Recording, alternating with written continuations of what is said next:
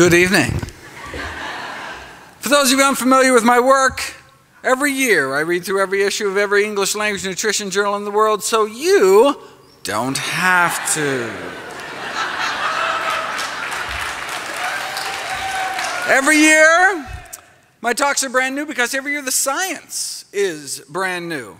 I then compile the most interesting, most groundbreaking, most practical findings to new videos and articles I upload every day to my nonprofit site, nutritionfacts.org.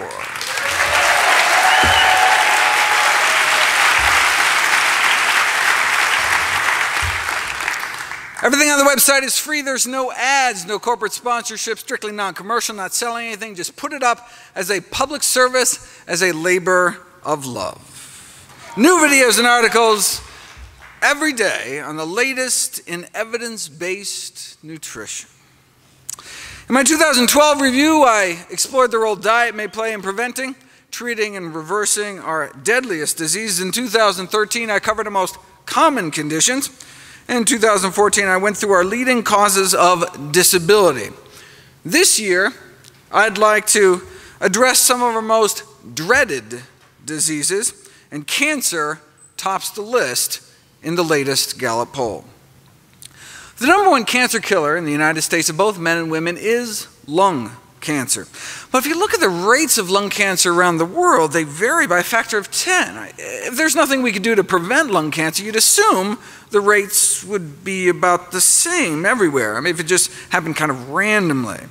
But since there's a huge variation in rates, you assume there's some contributing cause. And indeed, we now know that smoking is responsible for 90% of lung cancer cases. So if you don't want to die of the #1 cancer killer by just not smoking, you can take 90% of your risk and throw it out the window.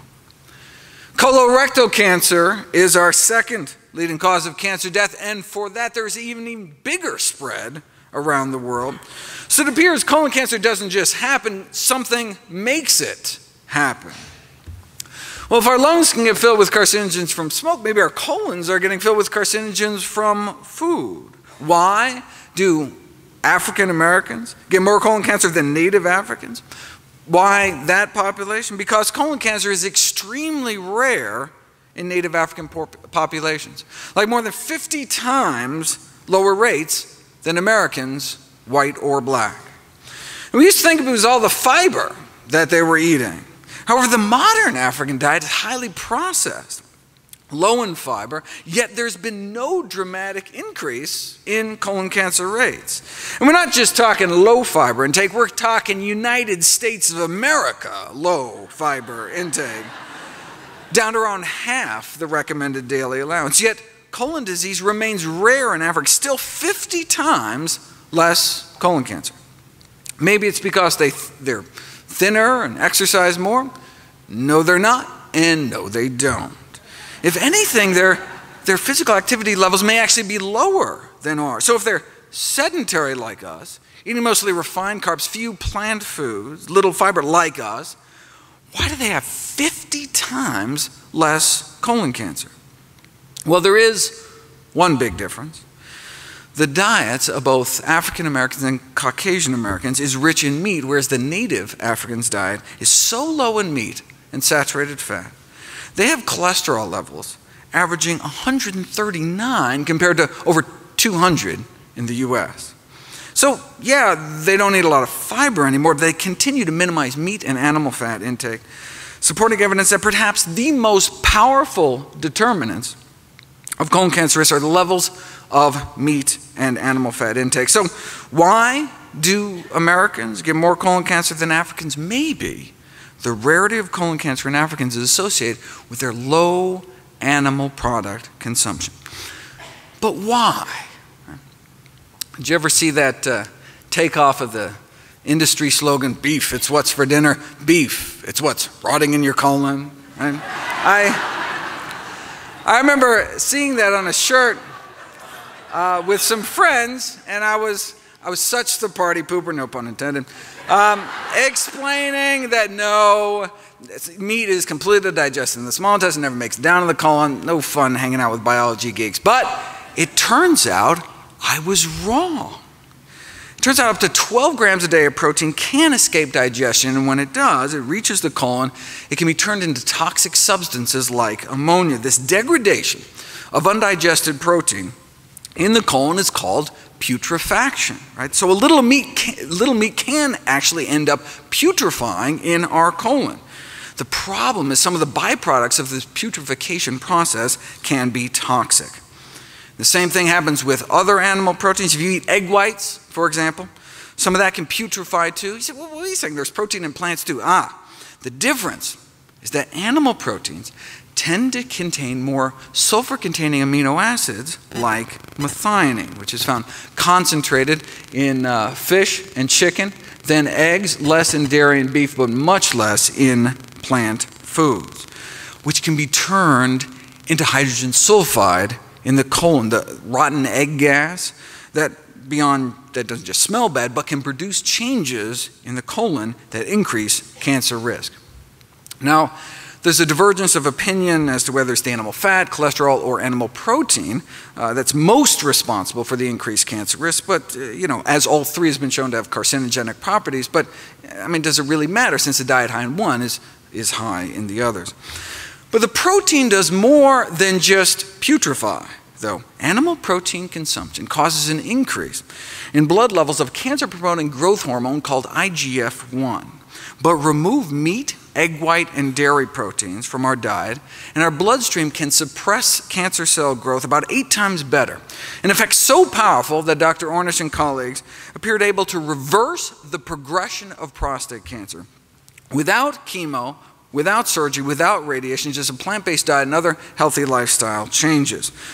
The link between animal protein and IGF-1 may help explain why those eating low-carb diets tend to die sooner. But not just any low-carb diet, specifically those based on animal sources, whereas actually vegetable-based low-carb diets were associated with a lower risk of death. Right? But meat-based low-carb diets are high in animal fat as well. So how do we know it wasn't the saturated fat and cholesterol that was killing people off? It had nothing to do with the animal protein. What we need is a study that, follows a few thousand people and their protein intakes out for 20 years or so, and just see what happens. Who gets cancer, who doesn't, who lives longer. But there'd never been a study like that until now. 6,000 men and women over age 50 across the U.S. followed for 18 years, and those under age 65 with high protein intakes had 75% increase overall mortality, 4-fold increase in dying from cancer. But not all protein, specifically animal protein, right? Which makes sense given the higher IGF-1 levels in those eating excess protein. Eating animal protein increases IGF-1 levels, which increases cancer risk. The sponsoring university sent out a press release with a memorable opening line. That chicken wing you're eating could be as deadly as a cigarette.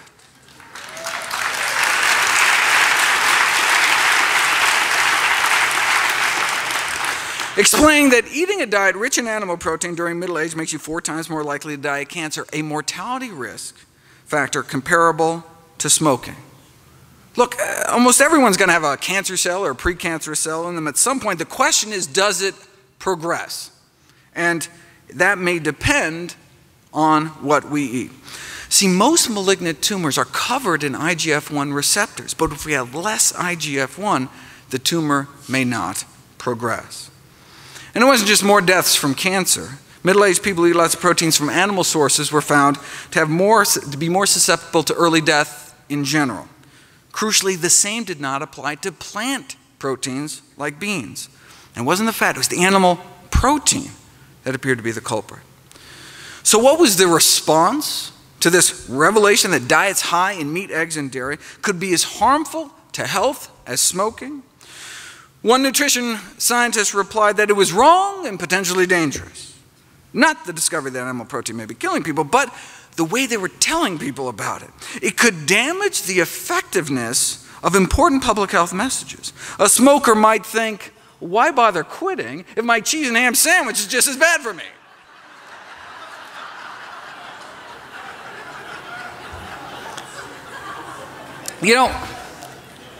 That reminds me of a famous Philip Morris cigarette ad that tried to downplay the risks by saying that you think secondhand smoke is bad, increasing the risk of lung cancer 19%, drinking 1 to 2 glasses of milk every day may be 3 times as bad, 62% increase lung cancer risk. Or doubling the risk frequently cooking with oil. Or tripling your risk of heart disease eating non-vegetarian. Or multiplying your risk 6-fold eating lots of meat and dairy. So they conclude, let's keep some perspective.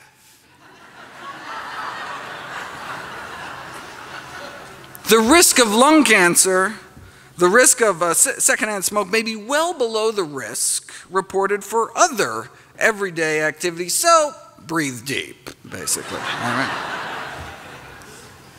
And that's like saying, oh, don't worry about getting stabbed because getting shot is much worse. How about neither? 2 risks don't make a right.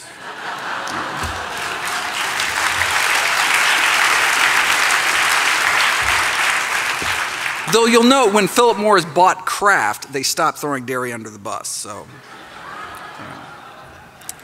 the heme in the ham may also play a role. Heme iron is the form of iron found in blood and muscle and may promote cancer by catalyzing the formation of carcinogenic compounds. Cancer has been described as a ferrotoxic disease, a disease in part of iron toxicity.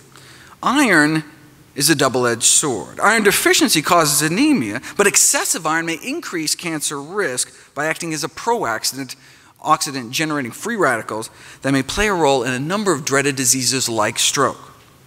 But look, only the heme iron, the blood and muscle iron, right? Not the non-heme iron that predominates in plants. Same with heart disease, only the heme iron. Same with diabetes, only the heme iron. And same with cancer. In fact, you can actually tell how much meat someone is eating by looking at their tumors. To characterize the mechanisms underlying meat-related lung cancer development, they asked lung cancer patients how much meat they were eating and examined the gene expression patterns in their tumors and identified a signature pattern of heme-related gene expression. Though they just looked at lung cancer, they expect these meat-related gene expressions changes to occur in other cancers as well. The safest form of iron, then, is non-heme iron, found naturally in abundance in whole grains, beans, split peas, chickpeas, and lentils, dried fruit, nuts, and seeds. How much money can be made on beans, though? So the food industry came up with blood-based crisp bread made out of rye and cattle and pig blood. One of the most concentrated sources of heme iron, about 2/3 more than chicken blood, though.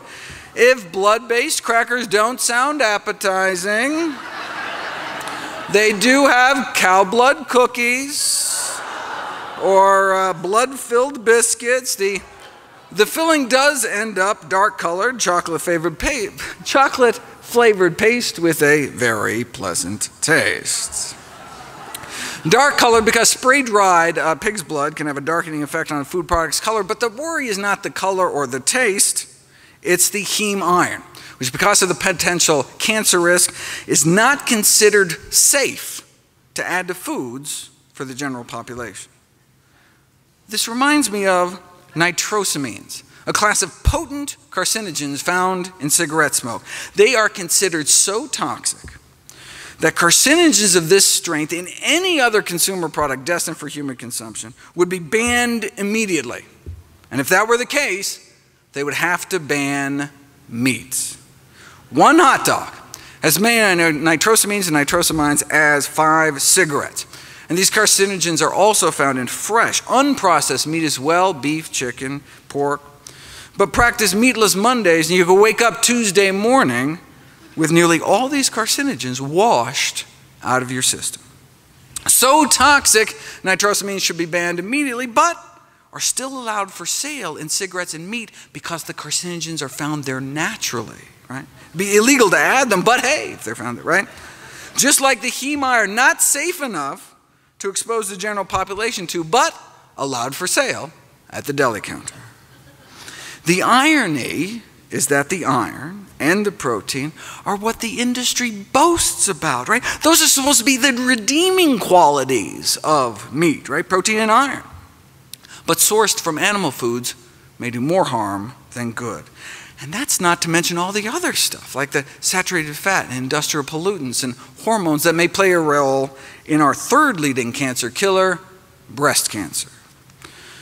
Steroid hormones are unavoidable in food of animal origin, but cow milk may be a particular concern. The hormones naturally found in even organic cow's milk may have played a role in the studies that found that a relationship between milk and dairy products with human illnesses, not just like teenagers' acne, but prostate, breast, ovarian, and uterine cancers, many chronic diseases plaguing the Western world, as well as male reproductive disorders, from an increased risk of early puberty all the way to endometrial cancer in older women. But hormonal levels in food could be particularly dangerous in the case of vulnerable populations such as young children and pregnant women, in which even a small hormonal intake could mean a large change in metabolism. Look, dairy milk evolved to put a few 100 pounds onto a calf, right? But the consequences of a lifetime of human exposure to growth hormones in milk has not been well studied. Look, we know milk consumption increases IGF-1, which is linked to cancer, and we're milking cows while they're pregnant, leading to particularly high levels of hormones. Although dairy products are an important source of hormones, other products of animal origin must be considered as well. This could explain why women can cut their breast cancer risk more than half by not just being normal weight and limiting alcohol, but also eating mostly foods of plant origin. Now, to help differentiate the effects of diet from other behaviors like smoking, drinking on overall cancer incidence, Adventists were compared to Baptists. Now, both discourage alcohol and tobacco, but Adventists go further, encouraging reduction of meat. In general, the Adventists had less cancer than the Baptists, and within Adventist populations, the vegetarians did even better, and those eating the most plant-based did the best. All edible tissues of animal origin contain estrogen. This may explain why women avoiding all animal products have a twinning rate, which is 1/5 that of vegetarians and omnivores. It appears vegan women have 5 times fewer twins, presumed to be because they're not exposed to all these hormones in the diet. Now, why is that a good thing? Because twin pregnancies can unfortunately be risky pregnancies for both mom and the babies, which may be 10 times more likely to die at birth. To avoid these complications, women attempting conception may want to consider avoiding milk and dairy products. And this isn't even talking about the synthetic hormones that are injected, implanted, and fed into farm animals. In 1979, an epidemic of breast enlargement was noted in Italian children. Poultry or veal was suspected because they were using estrogens to accelerate weight gain. So after this episode, Europe banned the use of anabolic growth promoters in agriculture and banned the importation of American meat ever since, because we continue to inject animals with drugs like Zeranol, sold as Ralgro Magnum.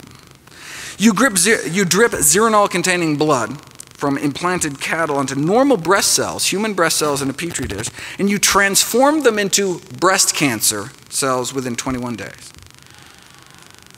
Okay, but people aren't petri dishes. Because these anabolic growth promoters in meat production are by far the most powerful, potent hormones found in human food, we really should be testing people, especially children, before and after eating meat. Until we do that, we really don't know what kind of threat they pose. Though the fact that Zeranol is as potent as DES should concern us. DES is another synthetic estrogen marketed to pregnant women, all pregnant women, until 1971, when it was shown to cause cancer of the vagina in their daughters. But it was also used in meat.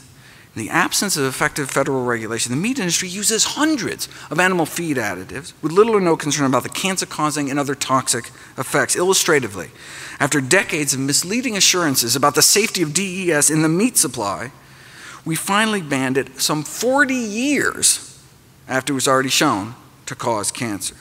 The meat industry then promptly switched to other potentially carcinogenic additives such as this Ralgro Magnum. When girls started dying of vaginal cancer, DES-treated meat was subsequently banned in Europe. However, misleading insurances, including the deliberate suppression of residue data, managed to delay a U.S. ban on DES in the meat supply for another 8 years. Where are we today? Virtually the entire U.S. population consumes without any warning, label, or information unknown, unpredictable amounts of hormone residues in meat products over a lifetime.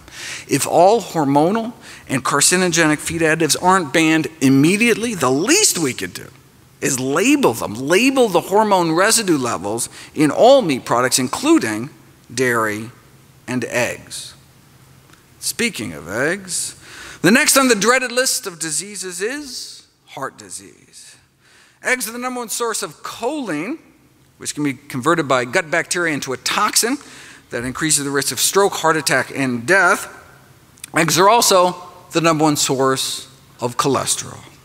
Why does it matter if we have lots of cholesterol circulating throughout our bloodstream? Cholesterol doesn't just infiltrate our arteries and help that form those inflamed pockets of pus within our arterial walls, but may play an active role in the final fatal plaque rupture. Cholesterol crystals may actually pop our plaque. If you look at ruptured plaques from autopsies, they're filled with cholesterol crystals protruding from the plaque. Cholesterol in the plaque may get so supersaturated that it reaches a point like it crystallizes like rock candy. And the growing crystals may then burst the plaque open. Here's a cholesterol crystal shooting out the top of a test tube. When you look at the tips of the crystals under a microscope, they are sharp, jagged needles. They placed a thin membrane over the top of the test tube to see if the needles would poke through. And indeed, the sharp tips of the cholesterol needles cut through the membrane. So they showed that as cholesterol crystallizes, the peak volume then increases rapidly, and then sharp tipped crystals can cut through and tear membranes, suggesting that this crystallization of supersaturated cholesterol in atherosclerotic plaques that can induce those final ruptures.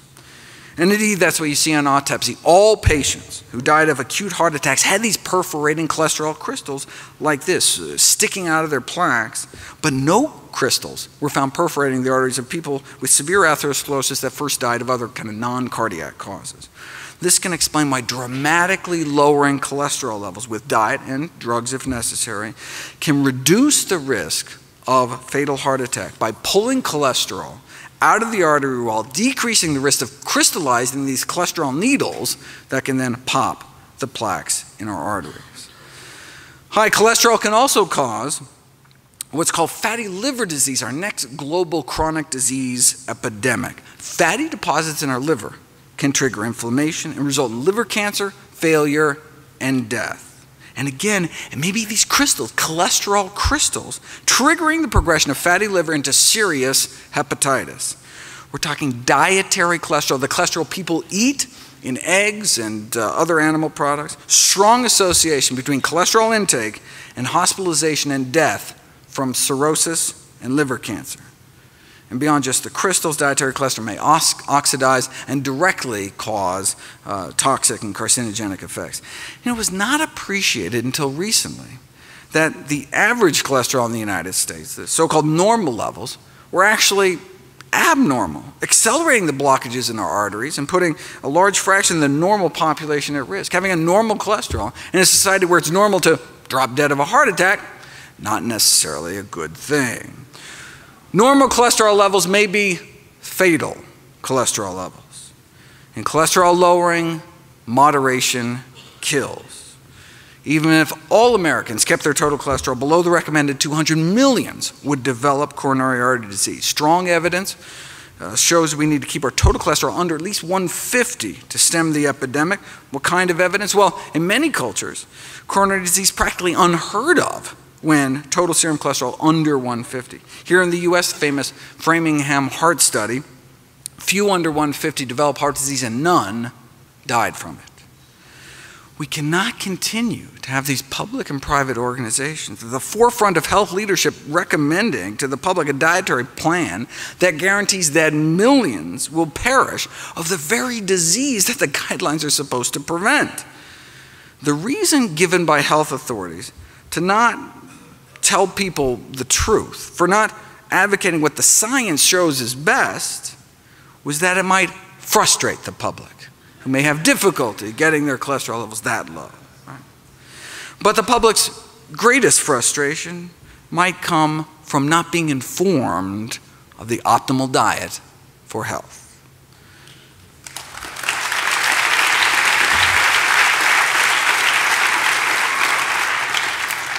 Heart disease can be reversed with a plant-based diet. The evidence justifies igniting a social movement. Let the people lead, and eventually the government will follow. You know, some criticize plant-based diets for being extreme. You want extreme, though? Check out the consequences of our present diet. Having a breastbone sawed in half for bypass surgery, or having a stroke that renders one mute, or having a breast, colon, prostate, or rectum removed for cancer. Now that's extreme. Bean burrito, easy, right?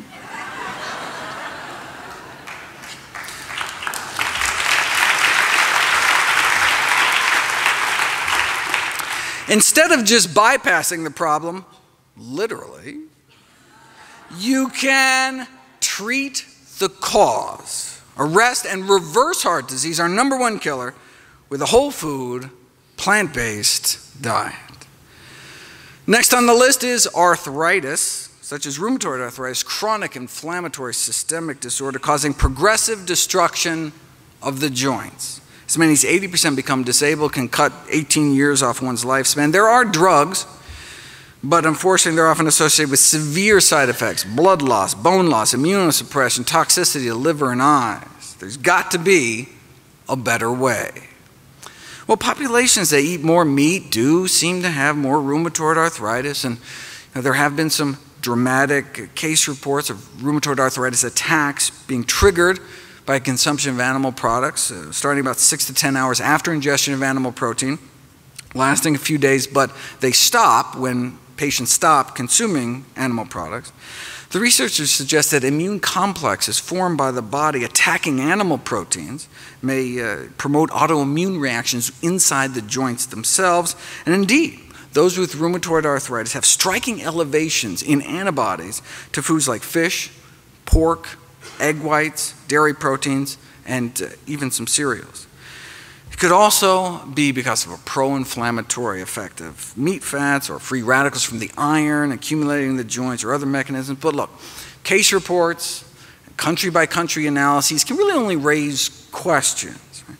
To prove cause and effect, you need an interventional study to put it to the test. Here we go. 13-month. Long randomized controlled trial, plant-based diets for rheumatoid arthritis. Patients put on a vegan diet for 3.5 months and then switched to an egg-free vegetarian diet for the remainder. Compared to the control group that didn't change their diet, the plant-based group significant improvement in morning stiffness within the first month, cutting the number of hours they suffered from joint stiffness in half, a drop in pain, a drop in disability. They reported subjectively just feeling better, significant improvement in their grip strength, fewer tender joints, fewer tenderness per joint, and less swelling.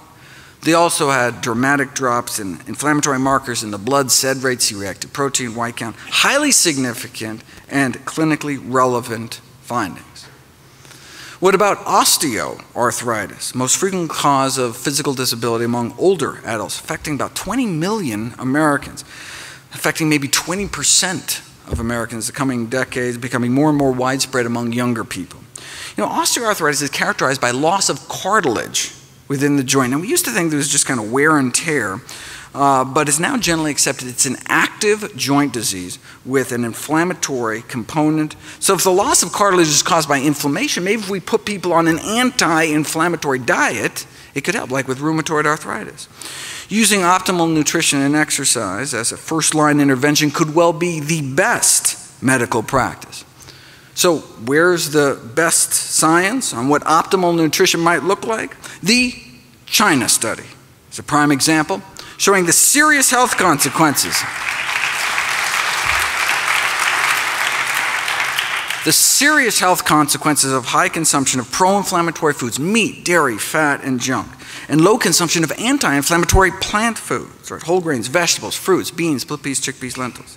The unnatural Western diet contributes to this low-grade systemic inflammation, oxidative stress, tissue damage, irritation, placing the immune system in this kind of overactive state, which can be kind of a common denominator for these conditions like arthritis.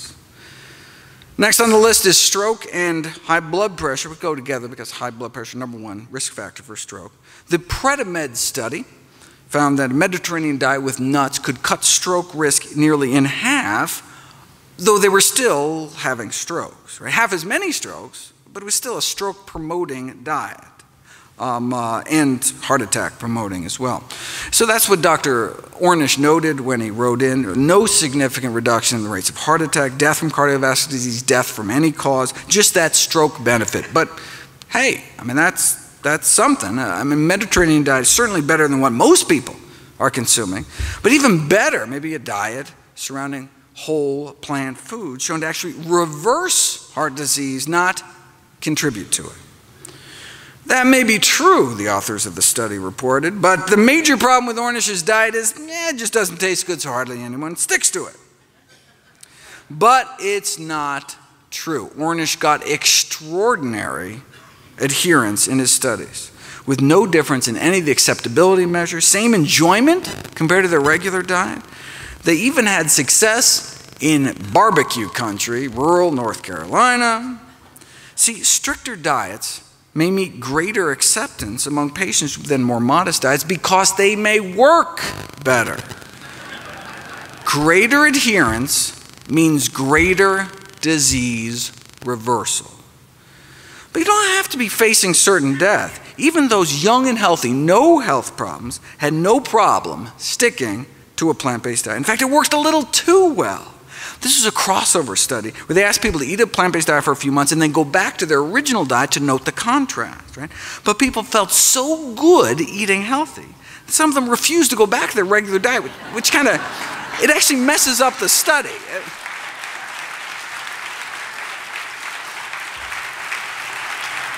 So they were, losing weight with no calorie counting or portion control. They had more energy. Their periods got better, better digestion, better sleep. And many were like, no way, we're not going back, right? But if doctors just presume people aren't going to eat this way, self-fulfilling prophecy, right?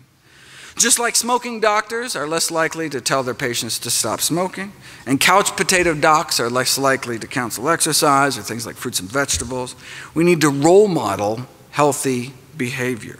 This greatly enhances our credibility and effectiveness.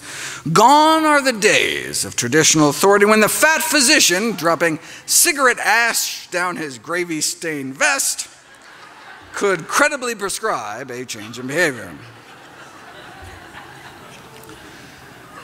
One reason why plant-based diets can save so many millions is because the #1 risk factor for death in the world is high blood pressure, laying to waste 9 million people every year. In the United States, killing off more than 1,000 a day, 400,000 Americans dead every year. High blood pressure affects nearly 78 million Americans. It's 1 in 3 of us, and as we age, our pressures creep higher and higher, such that by age 60, strikes more than half. If it affects most of us when we get older, maybe it's less a disease and more just kind of a natural, inevitable consequence of aging. No. We've known for nearly a century that high blood pressure need not occur. Researchers measured the blood pressure of 1,000 people in rural Kenya who ate a diet centered around whole plant foods, whole grains, beans, vegetables, fruit, dark green leafy vegetables. Now, up until age 40, the blood pressures of the rural Africans about the same as Europeans and Americans, 120s over 80s. But as Westerners age, their pressures creep up, such that by the age 60, the average person is hypertensive, exceeding 140 over 90. What about those eating plant-based? Their pressures improved with age. Not only did they not develop hypertension, their blood pressures actually got better. Now, this whole 140 over 90 thing is arbitrary. Just like studies show that lower the cholesterol, the better. Really no safe level above 150. Blood pressure studies also support this kind of lower the better approach to blood pressure reduction. Even people starting out with blood pressures under 120 over 80 appear to benefit from blood pressure reduction. So the ideal blood pressure, the no benefit from reducing it further blood pressure, is actually 110/70. Is it even possible to get blood pressures down to 110/70? It's not just possible, it's normal for those eating healthy enough diets. Over 2 years at a rural Kenyan hospital, 1,800 patients are admitted. How many cases of high blood pressure did they find? 0. Wow, so they must have had low rates of heart disease. No, they had no rates of heart disease. Not low risk, no risk. Not a single case of arteriosclerosis, our #1 killer, was found. Rural China, too. About 110/70 their entire lives. Now, look, Africa, China, vastly different diets, but what they share is the common theme that they're plant-based day to day, with meat only eaten kind of on special occasions. Now, why do we think it's the plant-based nature of their diet that was so protective? Because in the Western world, as the American Heart Association has pointed out, the only folks really getting down that low are the strict vegetarians, coming in at about 110/65. So, does the American Heart Association recommend a strict vegetarian diet? No, they recommend the DASH diet. The DASH diet has been described as a lacto-vegetarian diet, but it's not. It emphasizes fruits and vegetables and low-fat dairy, but just a reduction in meat. Why not vegetarian? I mean, we've known that for decades, food of animal origin highly significantly associated with blood pressure. In fact, you can take vegetarians, pay them enough to eat meat, and you can see their blood pressures go right up. So when the DASH diet was created, were they just not aware of this landmark research done by Harvard's Frank Sachs? No, they were aware. The chair of the design committee that came up with the DASH diet was Frank Sachs. See, the DASH diet was explicitly designed with the #1 goal of capturing the blood pressure lowering benefits of the vegetarian diet, yet contain enough animal products to make it palatable to the general public. In fact, Sachs found that the more dairy vegetarians ate, the higher their blood pressures went, but you have to make the diet acceptable.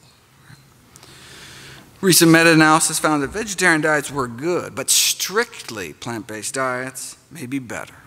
Vegetarian diets in general confer protection against cardiovascular disease, some cancers, and death, but completely plant-based diets seem to offer additional protection for obesity, hypertension, type 2 diabetes, and heart disease mortality. Based on a study of 89,000 Californians, those eating meat-free diets appeared to cut the risk of high blood pressure in half, but those eating meat-free, egg-free, and dairy-free diets cut their risk 75%.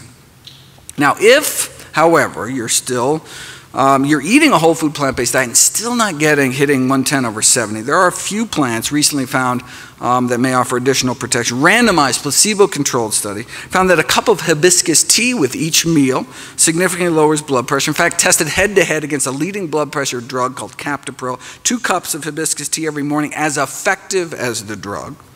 Another randomized placebo-controlled trial found a few tablespoons of ground flax seeds a day induced one of the most potent antihypertensive effects ever achieved in a dietary intervention, 2 to 3 times more powerful than instituting an endurance exercise program. There's no reason you can't do both. Red wine may help, but only if the alcohol has been taken out. Sorry. Raw vegetables or cooked, and the answer is both, though raw may actually work better. Kiwi fruit didn't seem to work at all, even though the study was actually published by a kiwi fruit company. Maybe they should have taken direction from the California Raisin Marketing Board. It came out with this study showing that raisins can reduce blood pressure, but only apparently compared to fudge cookie, Cheez-Its, and Chips Ahoy. They know, like, the big pharma trick of choosing the right control group. Next on the dreaded list is diabetes and vision loss, which go together since diabetes is the leading cause of preventable middle-aged blindness. Even with intensive diabetes treatment, at least 3 injections of insulin a day or these implantable insulin pumps, the best we can offer is usually just a slowing down of the progression of your disease. We can slow down your blindness with modern medicine. But a half-century ago, Kempner at Duke proved you could reverse it with an ultra-strict plant-based diet, mostly rice and fruit. 44 consecutive patients with diabetic retinopathy, 30% of their cases, their eyes improved from like this to that. That's not supposed to happen. Diabetic retinopathy was considered a sign of irreversible damage. What does this mean in real life? Unable to even read headlines to normal vision. How do we treat diabetic retinopathy these days? With steroids and other drugs injected straight into the eyeball. And if that doesn't work, there's always pan-retinal laser photocoagulation, in which laser burns are placed over nearly the entire retina. Surgeons literally burn out the back of your eyeball. Now, why would they do that? Well, one theory is about if you kill off most of the retina, the little remaining piece you have will get more of the blood flow. Now, when I see this, along with Kempner's work, I can't help but feeling like history's been reversed. Like, yeah, can you believe 50 years ago we had that barbaric burn out your socket surgery, but now, thankfully, we know that through dietary interventions alone, we can sometimes reverse the blindness, right? But instead of learning, medicine seems to have forgotten. The most efficient way to avoid diabetic complications is to simply eliminate the diabetes in the first place. It is often feasible with a healthy enough diet. Plant-based diet beat out the conventional American Diabetes Association diet in a head-to-head randomized controlled clinical trial without restricting portions, no calorie or carb counting. A review of all such studies found that those following plant-based diets experienced better improvements compared to those diets that include animal products. But this is nothing new. The successful treatment of type 2 diabetes with a plant-based diet was demonstrated back in the 1930s, showing that a diet centered around vegetables, fruits, whole grains, and beans, more effective in controlling diabetes than any other diet. Randomized controlled trial. After 5 years, no big change in the control group, but the plant-based group, insulin needs were cut in half, and a quarter ended up off of insulin altogether. Now, this was a low-calorie diet, though, so maybe their diabetes just got better because they lost weight. To tease that out, what we would need is a study where they switch people to a healthy diet but force them to eat so much food that they'd actually maintain their weight. Then we could see if a plant-based diet had benefits independent of all the weight loss.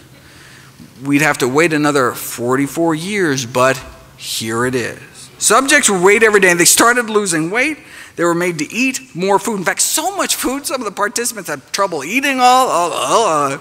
But eventually they adapted, and so no significant alterations in body weight despite restricting meat, dairy, eggs, and junk. Okay, so with zero weight loss, did plant-based diets still help?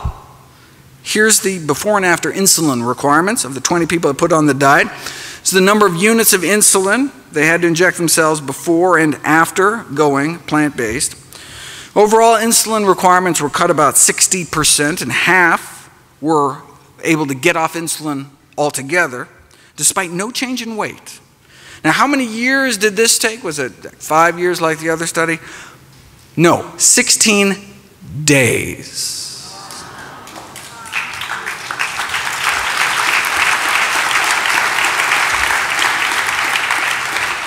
So we're talking diabetics who have had diabetes for as long as 20 years, injecting as much as 20 units of insulin a day, and then as few as 13 days later, they're off insulin altogether, thanks to less than 2 weeks of a plant-based diet. Diabetes for 20 years, then off all insulin in less than 2 weeks. Here's patient 15, 32 units of insulin on the control diet, and then 18 days later on none. Lower blood sugars on 32 units less insulin. That's the power of plants. And as a bonus, their cholesterol dropped like a rock too, in 16 days to under 150. Just like moderate changes in diet usually result only in modest reductions in cholesterol, asking patients with diabetes to make moderate changes achieves equally moderate results, which is one possible reason they end up on drugs, injections, or both. Right? Everything in moderation is a truer statement than people realize. Moderate changes in diet can leave one with moderate blindness, moderate kidney failure, moderate amputations, maybe just a few toes. Right? Moderation in all things is not necessarily a good thing. The more we as physicians ask from our patients, the more we are likely to get. The old adage, shoot for the moon, seems to apply, may be more effective than limiting patients to small steps that may sound more manageable but not sufficient to actually stop the disease. The only thing better than reversing diabetes is not get it in the first place. You know, that study that purported to show that diets high in meat, eggs, and dairy could be as harmful to health as smoking supposedly suggested that people under 65 who eat lots of animal protein 4 times as likely to die from cancer or diabetes. But if you look at the actual study, you'll see that's not true. Those eating a lot of animal protein didn't have just 4 times more risk of dying from diabetes. They had 73 times higher risk of dying from diabetes. As one eats more and more plant-based, there appears to be a stepwise drop in the rates of diabetes, down to 78% lower prevalence among those eating strictly plant-based, where protection building incrementally as one moved from eating meat daily to less than daily, right? To just fish, to no meat, to no eggs and dairy either. Similar pattern was found for the leading cause of vision loss among elderly, cataracts, right? This suggests it's not all or nothing. Any steps we can make towards eating healthier may accrue benefits. But why? Why is total meat consumption associated with higher risk of diabetes, especially processed meat, particularly poultry? Well, there's a whole list of potential suspects, culprits in meat. Yes, it may be the animal protein. Maybe it's the animal fat. Maybe it's the cholesterol. Maybe it's the iron leading to free radical formation, which can cause inflammation. Advanced glycation end products are another problem. They promote oxidative stress and inflammation, and food analyses show the highest levels of these so-called glycotoxins are found in meat. Here are the 15 most contaminated foods found with glycotoxin contamination. Chicken, pork, chicken, beef, chicken, beef, chicken, turkey, chicken, fish, beef, and McNuggets. I don't know if you can actually call that chicken, but all right. Though other foods from animal sources can also harbor these pro-oxidant chemicals. Now in this study, they fed diabetics foods packed with glycotoxins, chicken, fish, eggs, and their inflammatory markers shot up, like tumor necrosis factor, C-reactive protein. Thus in diabetics, these dietary AGEs can promote inflammatory mediators leading to tissue injury. The good news is that restricting these kinds of foods may suppress the inflammatory effects of these glycotoxins, may be kind of the missing link between increased consumption of animal fat and meat and the subsequent development of type 2 diabetes in the first place, as well as Alzheimer's disease, the final disease on our dreaded list. Dietary AGEs appear to be important risk factors for Alzheimer's disease as well. If you measure the urine levels of glycotoxins flowing through the bodies of older adults, those with the highest levels went on to suffer the greatest cognitive decline over the subsequent 9 years, as well as the greatest brain shrinkage, it's called cerebral atrophy, all helping to explain why those who eat the most meat may have triple the risk of getting dementia compared to long-time vegetarians. The bottom line is that the same diet that may help prevent the other dreaded diseases, cancer, heart attacks, arthritis, stroke, high blood pressure, diabetes, vision loss, may also help prevent brain loss and Alzheimer's as well. You know, one disease is not on the list is ALS, or Lou Gehrig's disease, which strikes healthy middle-aged people seemingly at random, holds little hope for treatment and survival. Although mental capacities stay intact, ALS paralyzes people, and most patients die within 3 years when they can no longer breathe or swallow. At any given time, 30,000 Americans are fighting for their lives. We each have about 1 in 400 chance of getting this disease in our lifetime. And it appears to be on the rise around the world. What causes it? Well, there's a neurotoxin produced by blue-green algae in our rivers, lakes, and oceans that ends up in seafood, which is currently a strong contender as the cause of, or at least a major contributor to ALS and maybe Alzheimer's and Parkinson's as well. Researchers in Miami found this BMAA neurotoxin in the brains of Floridians that died of sporadic Alzheimer's and ALS. Significant levels in 49 out of the 50 samples from Alzheimer's and ALS patients. Same thing was found up in the Pacific Northwest and in the brains of those dying from Parkinson's disease. You can also apparently pick up more of this neurotoxin in the hair of live ALS patients compared to controls. So is this neurotoxin present in Florida seafood? Yes, in both freshwater fish, shellfish, oysters, bass, etc., and out into the bay. And not just in Florida. On up the eastern the seaboard, out in the Midwest. So this could explain ALS clusters around lakes in New Hampshire, or fish in Wisconsin, or blue crabs from the Chesapeake around where I live, or seafood eaters in France, or in the Finland's Lakeland district, or around the Baltic Sea, building up particularly in fish, mussels, and oysters. There is a general consensus that these harmful algal blooms are increasing worldwide, thanks in part to industrialized agriculture, which may increase the exposure to this neurotoxin, leading to possible increased risk of these horrible neurodegenerative diseases. With substantial and ever-growing evidence that this neurotoxin does play a role in the onset and progression of neurodegenerative diseases, the most important question is, what mode activity does BMAA exert? No, it's not. The most important question is, how do we reduce our exposure? We know the presence of this neurotoxin in aquatic food chains could be a significant human health hazard, so until more is known, it may be prudent to reduce our risk by limiting exposure to BMAA in the human diet. Now, there are neurotoxins in the dairy supply too, which may explain the link between milk consumption and Parkinson's. High levels of organochlorine pesticide residues are found in milk and the brains of Parkinson's patients. And other pollutants like tetrahydride, so quinoline, which is actually what scientists use to try to induce the disease in primates found in the milk supply, particularly cheese. So maybe the dairy industry should do these toxin screenings of milk. Good luck with that. You could always just not drink the stuff, but then what about your bones? That's a marketing ploy. If you look at the science, milk does not appear to protect against hip fracture risk, whether drinking during the adult years or drinking during one's teen years. If anything, milk consumption was associated with a borderline increase in fracture risk in men. This suggests a partial explanation for the long-standing enigma that hip fracture rates are highest in populations with the greatest milk consumption. This enigma irked a Swedish research team puzzled by studies again and again had shown a tendency for higher risk of fracture with higher milk consumption.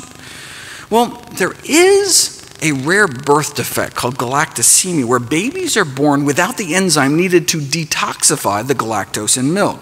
So they end up with high levels of galactose in their bloodstream, which causes bone loss. So maybe the researchers figured, even in normal people that can detoxify the stuff, maybe it's not so good for the bones to be consuming all that galactose all day. And galactose doesn't just hurt the bones. That's what scientists use to cause premature aging in lab animals. They slip them a little galactose, shorten their lifespan, oxidative stress, inflammation, brain degeneration, just like 1 to 2 glasses of milk's worth of galactose a day. Well, we're not rats though, but given the high amount of galactose in milk, recommendations to increase milk intake for the prevention of fracture could be a conceivable contradiction. So they decided to put it to the test, looking at milk intake and mortality as well as fracture risk to test the theory. 100,000 men and women followed for up to 20 years, and milk drinking women had higher rates of death, more heart disease, significantly more cancer for each daily glass of milk. 3 glasses a day was associated with nearly twice the risk of death. They also had significantly more bone and hip fractures too. More milk, more fractures. Milk drinking men also had higher rates of death, For some reason, you never see any of this in any of the milk ads. I don't know. Okay, so where does this leave us? What are the common threads? If you look at 4 of the major dietary quality scoring systems, which have all been associated with extending lifespan, less heart disease, less cancer, they all share only 4 things in common. What are those 4 things? More fruit, more vegetables, more whole grains, more nuts and beans. They're all built around a common core of diets rich in plant foods. We're of the opposite food patterns, Western diet, higher risk. So we need to optimize the food environment to support whole grains, vegetables, fruit, and plant-based sources of protein. Taking the diet quality indexes to the logical conclusion, the most plant-based diet comes out the most healthy diet. But again, it doesn't have to be all or nothing. I mean, we now have evidence that simple advice to increase the consumption of plant foods and decrease the consumption of animal foods actually has a survival advantage. And boy, do we need it. In terms of life expectancy, the U.S. is down around 27th of the 34 leading free market democracies. People in Slovenia live a year longer than citizens of the United States. Why? Most deaths in the United States are preventable and related to nutrition. According to the most rigorous analysis of risk factors to date ever published, the #1 cause of death in the United States and the #1 cause of disability is our diet, bumping tobacco smoking to #2. Smoking now only kills about 500,000 Americans a year, whereas diet now kills hundreds of thousands more. Let me end with a thought experiment. Imagine yourself a smoker in the 1950s. The average per capita cigarette consumption was about 4,000 cigarettes a year. Think about that. The average American smoked half a pack a day. The media was telling you to smoke, and famous athletes agreed. Even Santa Claus cared enough about your health to want you to smoke. I mean, you want to keep fit and stay slender, so you make sure to smoke. And eat hot dogs to stay trim, and eat lots of sugar to stay slim and trim, right? Less fattening than that apple. I mean, sheesh. I mean, come on. Though apples do connote goodness and freshness, reads one internal tobacco industry memo, which brings up many possibilities for a youth-oriented cigarette. Shameless. All right. In addition to staying fit and slender and soothing your throat, for digestion's sake, you smoke. I mean, no curative power is claimed for Philip Morris, but an ounce of prevention is worth a pound of cure, so safe than sorry, better smoke. Like eating, smoking was a family affair. Gee, Mommy, you sure enjoy your Marlboro. You're darn tootin'. Just one question, Mom. Can you afford not to smoke Marlboros? Your kids were giving you cigarettes in the 50s. Even your dog was giving you cigarettes.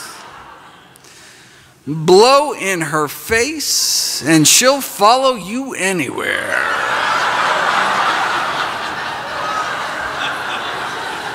After all, they're so round, no woman ever says no to Winchester. They're so round, so fully packed.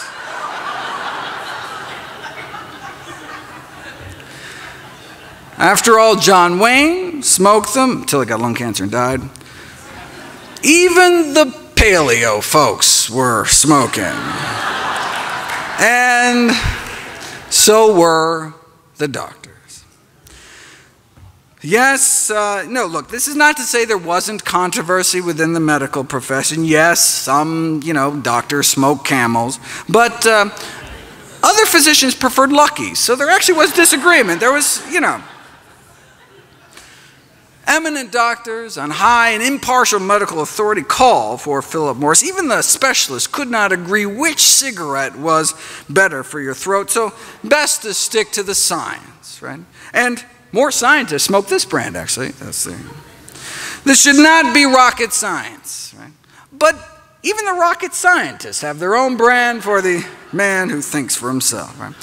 What was the government saying? Smoke Luckies. I mean, who wouldn't want to give their throat a vacation, right? Not a single case of throat irritation. How could your nose or throat be adversely affected when cigarettes are just as pure as the water you drink? Look, and if you do get irritated, no problem. Your doctor can write you a prescription for cigarettes. This is from the Journal of the American Medical Association.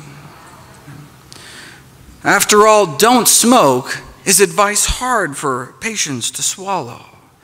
Reminds me of a recent survey of doctors who found the #1 reason doctors don't prescribe heart-healthy diets today was their perception that patients fear being deprived of all the junk they're eating. Right? After all, Philip Morris reminded us, we want to keep our patients happy.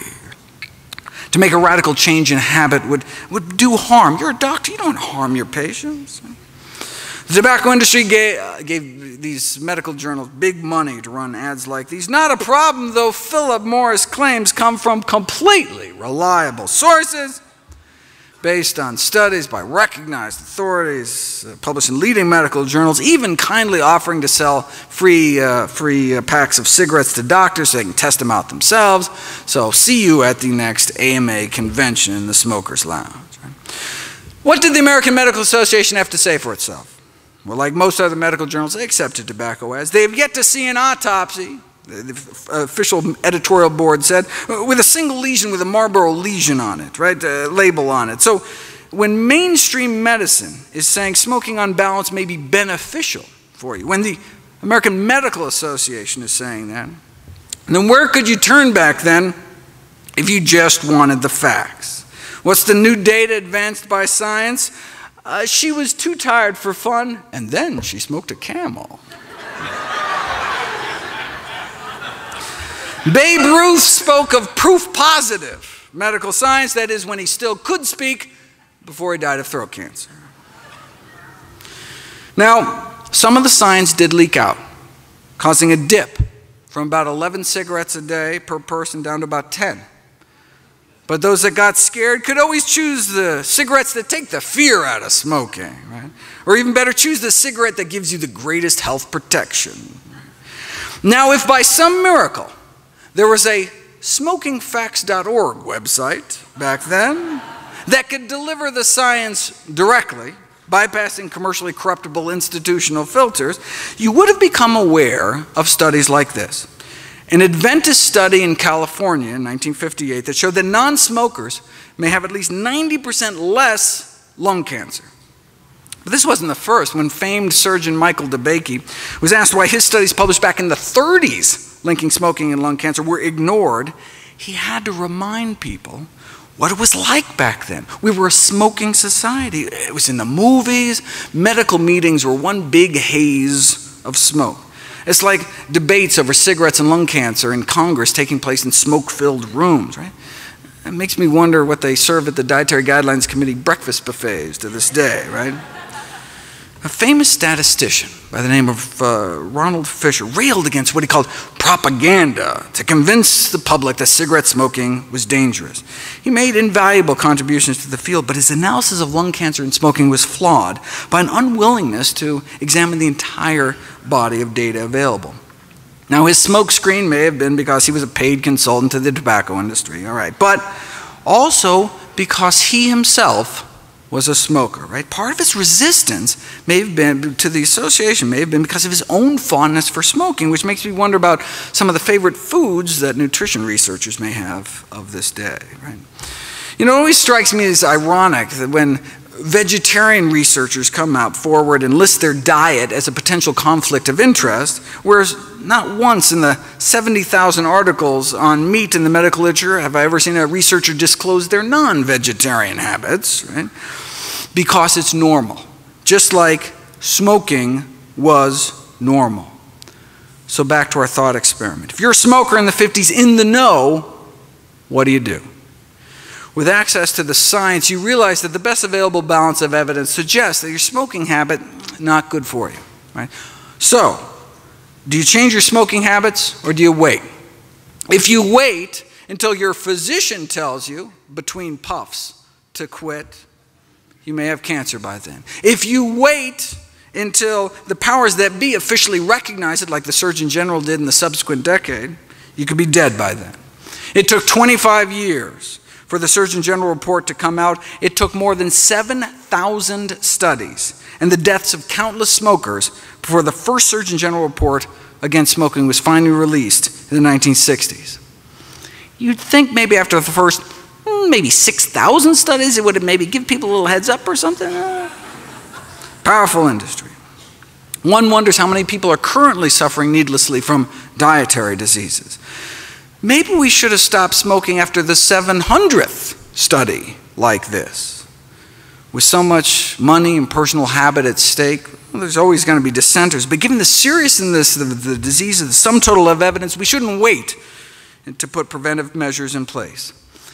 As a smoker in the 50s, on one hand, you had all of society, the government, the medical profession itself telling you to smoke. And on the other hand, the science, if you were lucky to know about studies like this. Right? Now fast forward 55 years. You know, there's a new Adventist study out of California warning Americans about the risks of something else they may be putting into their mouth.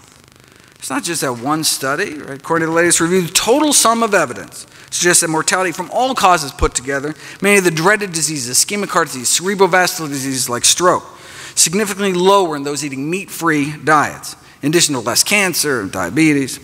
So instead of going along with America's smoking habits in the 50s, imagine you or someone you know going along with America's eating habits today. What do? With access to the science, you realize that the best available balance of evidence suggests that your eating habits are probably not good for you. If you wait until your physician, between bites, tells you to change your diet, it could be too late. Right? In fact, even after the Surgeon General's report, the medical community still dragged their feet. The AMA actually went on record withholding support from the Surgeon General report. They didn't endorse it. Could it have been because they had just received $10 million from the tobacco industry? Okay, so look, we know why the AMA may have been sucking up to the tobacco industry, but why weren't individual doctors speaking out? Well, there were a few gallant souls ahead of their time, just as there are today, standing up against industries killing millions, but why not more? Maybe it's because the majority of physicians themselves smoke cigarettes, just like the majority of physicians today eat foods that contribute to our epidemic of dietary disease. What was the AMA's rallying cry back then? Everything in moderation. Sound familiar? Extensive scientific studies prove smoking in moderation. Okay. Today, the food industry used the same tobacco industry tactics, supplying misinformation, twisting the science. The same scientists for hire paid to downplay the risks of secondhand smoke and chemicals are the same hired by the National Confectioners Association to downplay the risks of candy, and the same hired by the meat industry to downplay the risks of meat. Consumption of animal products and processed foods cause at least 14 million deaths around the world every year. 14 million deaths. 14 million people dead every year. This is not a failure of individual willpower, says the Director General of the World Health Organization. This is a failure of political will to take on big business, which is a formidable opposition. Food governments are willing to prioritize health over big business. As we learned from the experience with the tobacco industry, a powerful corporation can sell the public just about anything. If there's one thing we learned from the tobacco experience, wrote one district judge, it's how powerful profits can be a motivator, even at the cost of millions of lives and unspeakable suffering. It may have taken 25 years for the Surgeon General report to come out, still longer for mainstream medicine to get on board, but now there are no longer ads encouraging people to inhale to their heart's content. Now there are ads from the CDC fighting back. Food-wise, there was meat for health defense, or nourishing bacon, or doctors prescribe meat, or soda for that matter. Thank heavens tricks are habit forming, right? Now just like there were those in the 30s, 40s, and 50s on the vanguard trying to save lives, today there are those turning ads about what you can do with pork butt to what the pork can do to your butt.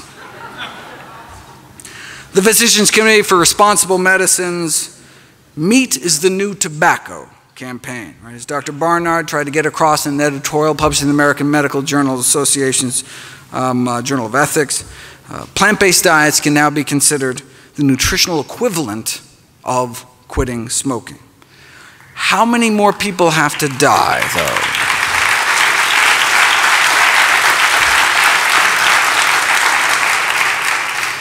How many more people have to die before the CDC encourages people not to wait until open heart surgery to start eating healthy as well?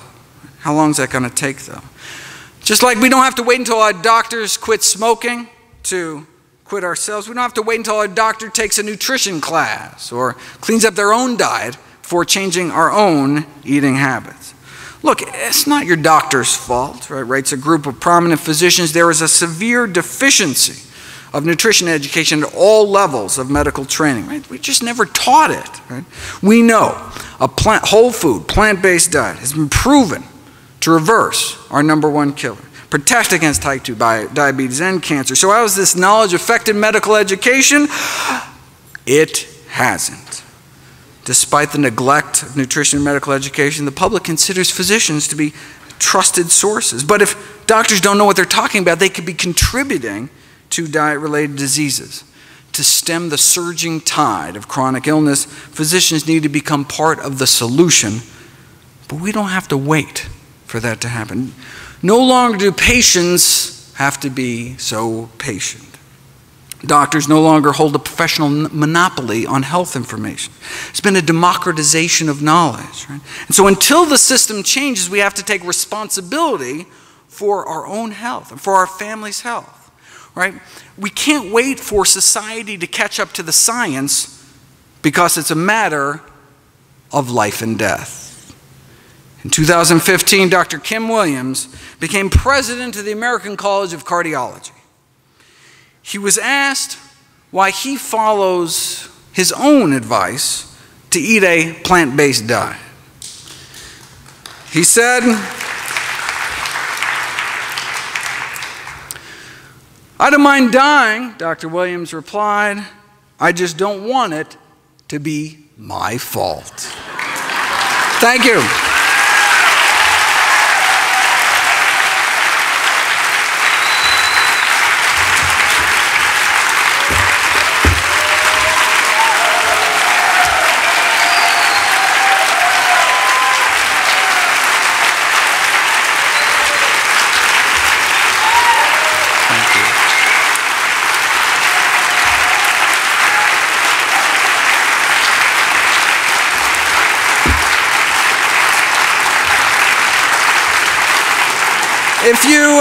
If you missed last year's talk, I have it on DVD, and the year before that, and the year before that. You should have come to Summerfest. That's it. But as well as 25 other DVDs, all proceeds from the sale of my books, DVDs, speaking engagements, all goes to charity. Speaking of which, mark your calendars. December 8th of this year, new book coming out, How Not to Die.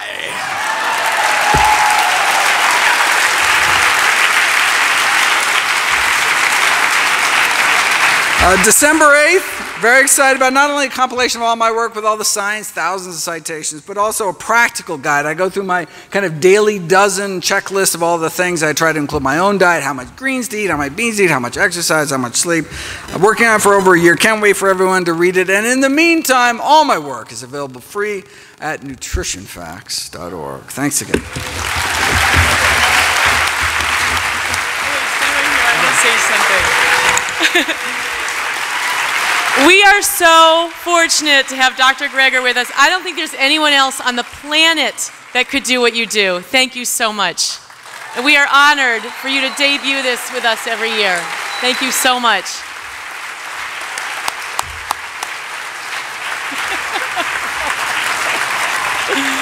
See everyone over at the LLC.